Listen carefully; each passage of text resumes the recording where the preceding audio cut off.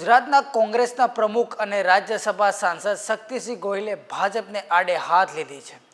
બુધવારના રોજ ગરુડેશ્વર કોંગ્રેસ સમિતિની એક કારોબારીની મીટિંગ મળી હતી, જેમાં આદિવાસીઓને થતા અન્યાય વિશે ચર્ચા કરવામાં આવી હતી। તેમાં ધારાસભ્ય જિગ્નેશ મેવાણી પણ હાજર રહ્યા હતા। શક્તિસિંહ ઓપરેશન સિંદૂર વિશે વાત કરી। તેઓએ સવાલ ઉઠાવ્યો કે સીઝ ફાયર કેમ કર્યું। તેમણે સિંદૂરને લઈને પણ ભાજપની ઝાટકણી કાઢી અને જણાવ્યું કે હિન્દુ સંસ્કૃતિ પ્રમાણે માત્ર પતિનું જ સિંદૂર પત્ની માથા પર લગાવતી હોય છે। તેમણે ભાજપની નલ સે જલ યોજનાના વ્યવસ્થિત અમલીકરણ ન કરવાના લીધે કટાક્ષ કર્યો હતો। વધુમાં જણાવતા શક્તિસિંહ ગોહિલે શું કહ્યું તે જોઈએ। આપણને આપણી સુવિધા ખપે, આપણને આપણો અધિકાર ખપે। અરે આદિવાસી સમાજ માટે આવેલા રૂપિયા નકલી ઓફિસ કરીને કોઈ ભાજપિયાઓ ખાઈ જાય, એ કોના અધિકાર ઉપરનો તરાપ છે? તમારી સુવિધાના રૂપિયા ગયા છે। કોઈ મિનિસ્ટર બેઠેલો ભાજપમાં કાળી મજદૂરી કરીને મનરેગાના જેને પૈસા મળવાના હોય એના કરોડો રૂપિયા ખાઈ જાય, તો એ કોનો અન્યાય છે? આપણા વિસ્તારનો અન્યાય છે। આદિવાસી, ગરીબ, બક્ષીપંચ, દલિત, લઘુમતીના પરિવારનો અન્યાય છે। એની સામે લડવું પડશે। નલ સે જલ કરોડો રૂપિયા આવ્યા। કોંગ્રેસે બનાવેલી સરકાર હતી કે દરેક ફળિયામાં દરેકના ઘરમાં નળ ખોલો અને પાણી આવવું જોઈએ, શુદ્ધ પાણી આપવું જોઈએ। નલ સે જલ કી યોજના લઈને કોંગ્રેસ આવી હતી।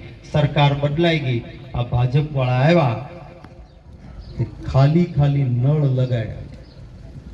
હવે નળ ખોલો, રૂપિયા તો ખાઈ ગયા, લાઈન નાખીને નળ લગાડ્યો, નળ ખોલો તો જળ ના આવે, ઉપર લખ્યું હોય બીજેપી, બીજે જઈને પી, આ નહીં મળે કહીશું ને, તો આપણી તો એ જ વિચારધારા છે। ગાંધીજીએ ધોતી પહેરીને દેશને જાગૃત કર્યો તો અંગ્રેજોએ ભાગવું પડ્યું હતું, તો આ તો એના કરતા નાના અંગ્રેજો છે તાકાતમાં, ઓલા કરતા। અત્યાચારમાં પહેલા અંગ્રેજો કરતા આ મોટા છે, અત્યારે ભાજપમાં બેઠા છે, પણ ડરપોક લોકો છે। વ્યાજબી માત માટે લડજો। અહીંથી બંને સાથીઓએ જે રીતે કહ્યું કે જેલ એમની ઓછી પડે એવી તાકાત સાથે સંગઠિત કરો। લડાઈના નામે ઇન્દિરા ગાંધી મત માંગવા નહોતા નહીં, એના નામે રાજકારણ એમણે નહોતું કર્યું।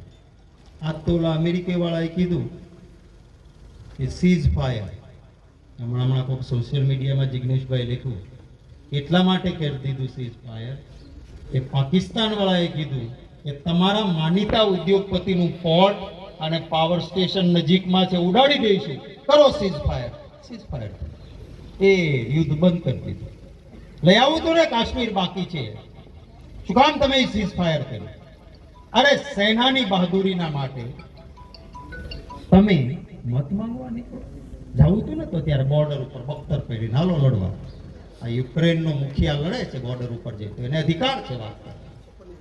એની 56 ઇંચની છાતી છે, આમનું તો શું 56 ઇંચનું ખબર નથી, પણ બીક બહુ લાગે છે એટલી મને ખબર પડે। આટલો બધો ડરપોક રહીને તમે કરો અને પછી હું હિન્દુ છું, અહીં બેઠેલા બધામાંથી વિચારજો, મારી બહેનો દીકરીઓનું ભયંકર અપમાન ભાજપ વાળા કરી રહ્યા છે। આપણા શાસ્ત્રોમાં શું લખ્યું છે કે મારી બહેન દીકરી સિંદૂર તો એકનું જ માથે લગાડે અને પોતાના પતિનું લગાડે છે ને। આપણા શાસ્ત્રોમાં લખ્યું છે કે કુંવારી દીકરી સિંદૂરને હાથ પણ ના અડાડી શકાય, અને આ ભાજપ વાળા ઘરે ઘરે સિંદૂર લઈને નીકળે।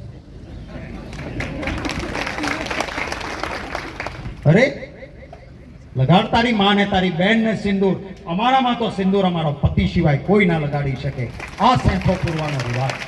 અંધભક્તોને આપણે ના નથી, તમતા લગાડો ને તમારા ઘરમાં કે ભાઈ મારી પત્ની આજથી એની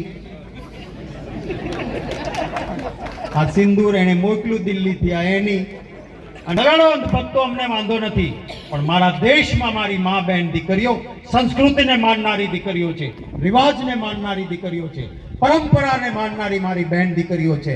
મહેરબાની કરીને સિંદૂર લઈને કોઈ આવે તો હમણાં સોશિયલ મીડિયામાં હાલે છે, એક થપ્પડ ભાજપિયાને મારે ને મારી બહેનો દીકરીઓ તાકાત વાળી એને ધરતી ભેગો કરી દે છે. એ સિંદૂર કોણ મૂકી શકે સેથામાં? પતિ સિવાય કોઈને અધિકાર નથી.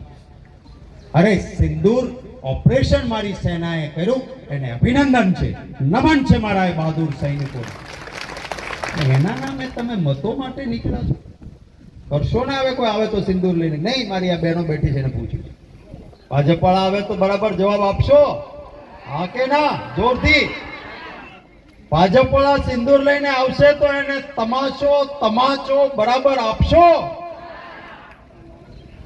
કારણ કે આ આપણું અપમાન છે. આને લઈને તમારું શું કહેવું છે અમને કોમેન્ટ કરીને જણાવજો. અને જોતા રહો વાઇબ્સ ઓફ ઇન્ડિયા. નમસ્તે.